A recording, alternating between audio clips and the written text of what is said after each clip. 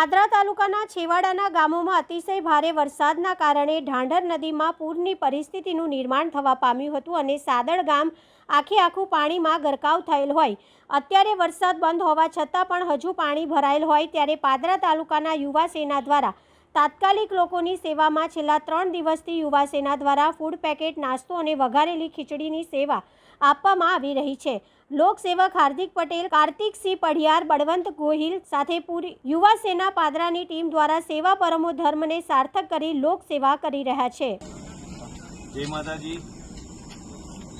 આજ રોજ સાદડ ગામે અમે યુવા સેના, કરણી સેના અને અમારા મિત્ર મેહુલભાઈ અમીન જે કિસાન સંઘના પ્રમુખ છે અને બીજી પણ ટીમો છે જે આજવાથી પણ આવી છે, તે આ પાણી ભરાતા ગામ આજે તમે જોઈ શકો છો કે 4 દિવસથી અંધકારમાં છે અને પાણી આવી ગયું છે અને એનો ખતરો બી છે મગરોનો. અને અમારી યુવા સેના આજે ફૂડ વિતરણ કરવા આવી છે, ફૂડ કીટો બનાવીને. અને ગામ તરફથી અમને એવું મેસેજ મળ્યો છે કે અમને પાણીની પણ તકલીફ છે.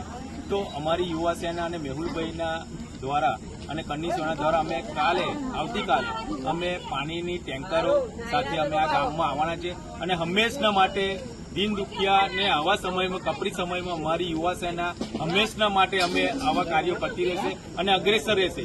અને કોઈ પરિવારને એવું દુઃખ નહીં થાય કે આ જે કુદરતી આફત આવી છે એનાથી બચવા માટે અમારી યુવા સેના અને કરણી સેના અને મેહુલભાઈની ટીમ સાથે અમે ગમે તેવી પરિસ્થિતિ હશે પણ અમે આ ગામને બચાવીને અને એમને જે બી સગવડ થતી હશે એટલી સગવડ કરીશું.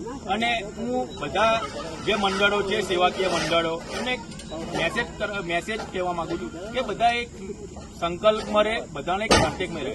એક જ જગ્યાએ એક જ ટાઈમમાં બધું જમવાનું જશે તો જમવાનો બગાડ બી થશે. એટલે હું એમને વારંવાર કહેવા માંગુ છું, મેસેજ બી કરું છું અને અપીલ બી કરવા માંગુ છું કે એકબીજાના કોન્ટેક્ટમાં રહો. એ સવારે આપે તો આ સાંજે આપે તો દિવસો લંબાઈ જશે અને આ હોનારત જે થઈ છે કુદરતી એનાથી બહાર બી નીકળી જશું. એટલે બસ એક જ મારો મેસેજ છે કે આ એકબીજાના સંકલ્પમાં રહે અને આ કપરી સમયમાં આ સાદડ ગામ હોય કે કોઈ અન્ય ગામો હોય એનાથી બચવા માટે આપણે જે બી પ્રયાસ કરો, જે બી સેવાકીય પ્રયાસ કરો, એ બહુ આ સમય જે કપરો સમય છે તેનાથી બચવા માટે અમારી યુવા સેના અને કરણી સેના અને અમારી મેહુલભાઈની ટીમ આ અગ્રેસર રહેશે. અને આવતીકાલે બી આમાં સેવાકીય પ્રવૃત્તિ ચાલુ રહેશે. અને પાણીની જે તકલીફ છે અમે આવતીકાલે એમને પાણી પૂરું પાડીશું. જે ટ્રેક્ટરના ટેન્કરથી મદદથી અમે જે બી મદદ કરીએ તે મદદ કરીશું. અમારું એક જ લક્ષ્ય છે, સમાજ સેવા એ જ અમારું કર્મ છે. અને આ જ ગામમાં અમે અમારી નજર રહેશે અને જેથી કરીને આ ગામ કારે બહાર આવે અને અંધકારમાંથી કારે સુખમાં આવે, સુખાકારીમાં આવે, એ જ અમારી અપીલ છે. જનસેવા એ જ પ્રભુ સેવા. અને આ બધા મંડળોને વતી હું તમને તમારા થકી આભાર માનું છું. જય હિન્દ, જય ભારત, ભારત માતા કી જય. ભવાની મિત્રો, આજે આપ સૌ જોઈ રહ્યા છો કે સાદર ગામની અંદર અમે સૌ યુવા સેના, કરણી સેના, અમારા બાપુ સાથે અમે બધાય અમારા હાર્દિકભાઈને ભલે ઈજા થઈ હોય છતાં પણ તેઓ અવિરત સેવાની અંદર અમારી જોડે જ છે.